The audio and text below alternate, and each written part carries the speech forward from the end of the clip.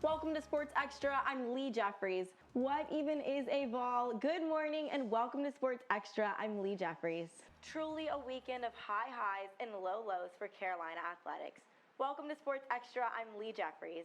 The men's soccer team took on Oregon State in the Elite Eight on Saturday with hopes to advance to the Final Four. The Tar Heels are now 4-0.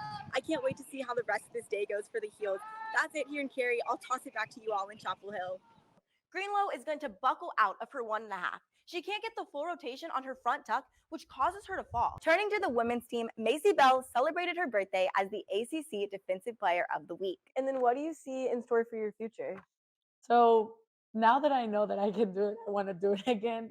And now, speaking of being impressed, Vance Honeycutt is one of the best college baseball players in America. The North Carolina women's basketball team will debut with the season opener against Gardner-Webb. Tonight at 7 p.m. will also tip off head coach Courtney Banghart's 5th season with the Heels. Offense is important, but execution is key.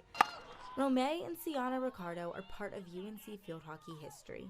Although they're from Downingtown, Pennsylvania, it's no surprise that they both ended up at North Carolina to play Division I field hockey. I'm going to have to agree with that A-. There's still room for improvement, but it was definitely a season of growth for this team. Thanks, Caroline. The UNC men's soccer team has another shot at hardware with the first round of the NCAA tournament being played here at Dorrance Field on Sunday. The Tar Heels came out swinging in Tulsa at the men's ITA All-American Championship. The UNC Board of Trustees is considering legal options for the eligibility case of football transfer Tez Walker. And it seems like at this point, UNC is out of the conversation about the ACC championship, with teams like FSU and almost undefeated Louisville, even though they play Miami tomorrow. And then for her final pass, we are going to see Forbes finish her routine with, of course, another stuck landing. UNC football might not have had the fairy tale ending to the season, but the Heels got some great recognition in the All-ACC Awards. Landon, I think we have a lot of great transfers we've been able to see a little bit of in these first two games. We have Ingram, we have Cadeau, and then matched with the consistency of players like RJ Davis and Armando Bacot. I'm excited to see how this season plays out.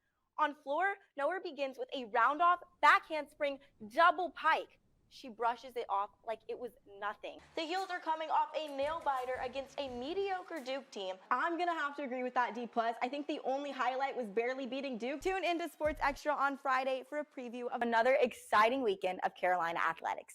We'll be right back. That does it for this edition of Sports Extra. We'll be back on Monday with all the highlights from another exciting weekend of Carolina athletics.